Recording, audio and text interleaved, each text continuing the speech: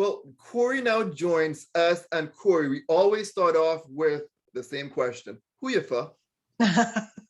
So I'm Cori Myles-Matovsky, originally Cori Myles. My parents are Rosie and Claude Myles, and they live in Spots Newlands, Grand Cayman.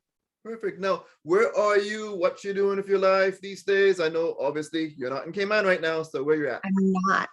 That's true. Yeah, I'm in Toronto. I've been here for, oh man, like 15 years, which is so crazy. I Nice. work in marketing at the CBC. I just got off of my first maternity leave. I just had a son last year in the beginning of lockdown. So I am in Toronto with my husband and our 16-month-old and our two cats. Awesome, awesome. Where do you say you work again? I work at the CBC, so the Canadian Broadcasting Corporation, and I work in marketing. Awesome, awesome. I didn't realize that's what you're doing now over there. Yeah.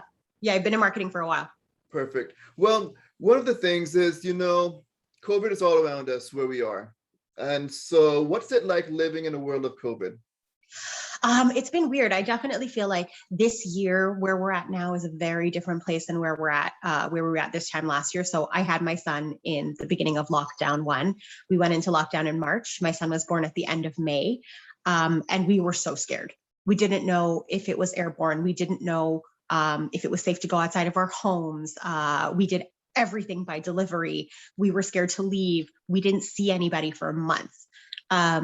Now we're at a place where a year and a half in, we're a lot more comfortable. We are both fully vaccinated, my husband and I. My son obviously is too young to be vaccinated, but we're just trying to take calculated risks while also still living our lives. Like it's important to have exposure. It's important to still go on and continue living, but also we're not doing anything that feels really unsafe or unnecessarily unsafe.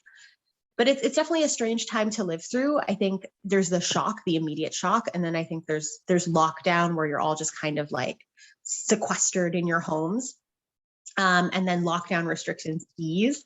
And you kind of have to figure out how to navigate this post-pandemic in that it's post-restriction, but it's like still a pandemic kind of world. And figure out what feels safe for yourself and your family. So we've been trying to figure that out over the past 6 months or so. So do you like go to restaurants, hang out with friends? Tell me, walk me through your life when you're, trying to be a little bit social in the middle of a pandemic.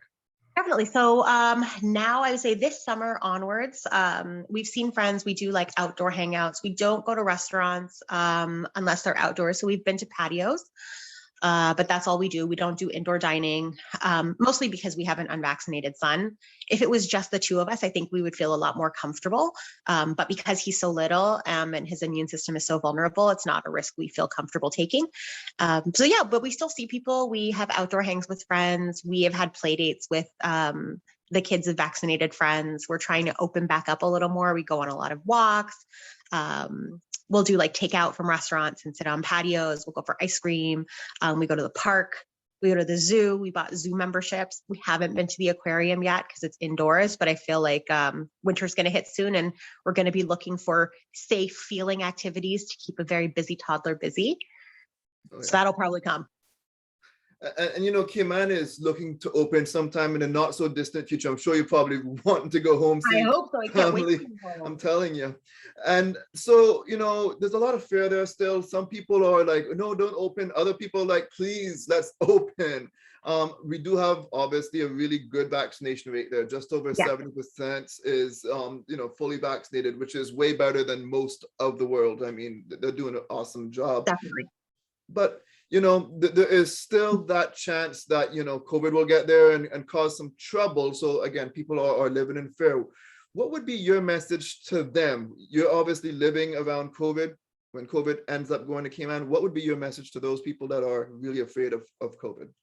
Yeah, I mean, so we're in a position now where we're averaging in Ontario about 600 cases a day, new cases a day, which sounds like a really shockingly high number when you're thinking about Cayman and how low the number is. But we sort of learned to live with it. And so that number is less jarring to me than even a smaller number was last year. And I think I would say this is an inevitability. Cayman was really fortunate in that they were sort of in a bubble for a little bit of time. And it's always really scary when you open up, knowing that there is going to be some kind of an impact, but it's a pros and cons situation, right? You can't isolate yourself forever from COVID. As we've seen, it will get in at some point in time. You just have to trust that your healthcare system has done the right thing, that people are taking the steps that they need to take by getting vaccinated, by practicing COVID safe protocol. The goal is not, I don't think, to eradicate COVID fully. It's to make it so that it's not a healthcare crisis. And I think it's a shift in perspective that comes with a little bit more exposure. If your goal is always going to be no COVID is ever going to come here, then that comes with a really huge cost. And that cost is no one gets in and no one leaves. And I don't think that's a sustainable plan. It's about mitigating the effect by careful planning, personal responsibility, civic responsibility. Those are the steps that I think everybody needs to take. And like, it's going to be okay. It's really scary when you start to see outbreaks. It's very frightening.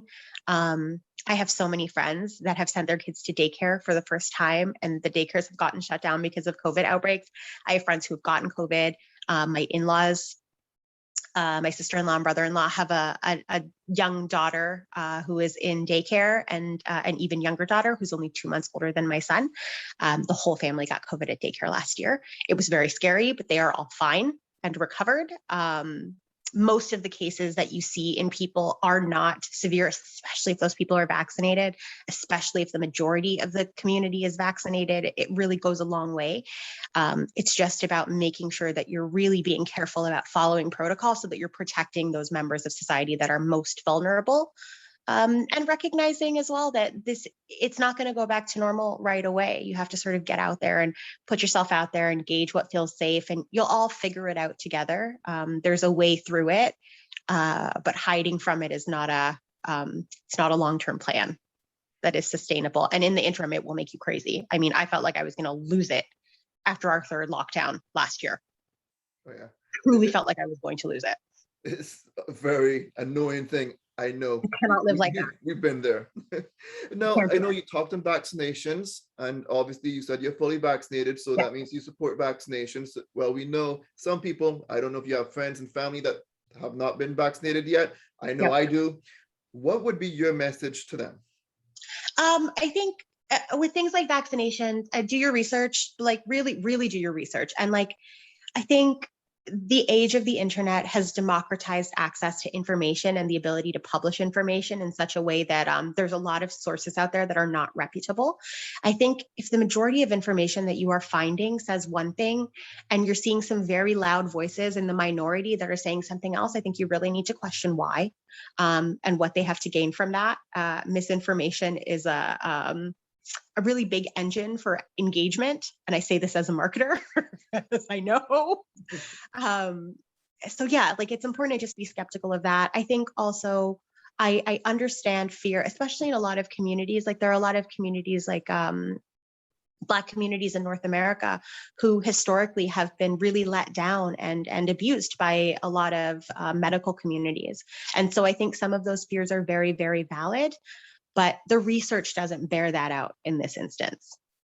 Everything that we're seeing has illustrated that vaccines are safe and that they are effective. Vaccines are not a silver bullet. The vaccine is not going to prevent everybody from getting COVID 100% of the time, but it will lower your chances of getting COVID and significantly decrease your chance of getting severely ill or dying. And the more of us that get them, the less chances we have of another mutant strain like Delta that's like really come to mess up all of our lives. It's the best way that we have right now. Like it's not a perfect solution, but it's the best solution that we have. I'd also say I know that there's a lot of concern about feeling like the mRNA vaccine is rushed. And I don't think that the data bears that out. Actually, if you do some research into it, this is technology that we've been working on for quite some time.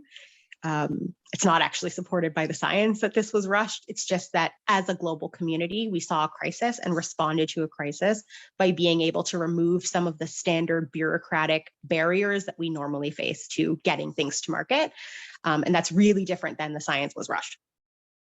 And I'd also say, like, never in human history have we seen a vaccine have very dangerous side effects that showed up this long after such a huge population of people have been inoculated. If something was going to happen, we would already know about it. And nothing has happened. Nothing has happened other than people are dying less. So to me, it seems like a very good choice to make. You need to switch careers and come into public health marketing. We could certainly use you, at least where I work. You are just completely filled with such knowledge, and I really appreciate you taking the time to talk to me. I know you just put your baby down to take good night, and I Yeah, really appreciate our conversation, and really appreciate you taking the time again. absolutely. Well, I'm happy to help. I can't wait to go home. My dad's never met his grandson in person, so we really all want to get home and start to be together again. But we have to make sure that we're all taking steps to keep each other safe. We sure do. Thank you so much, Cori. Take care. Thanks so much. Take care. Bye.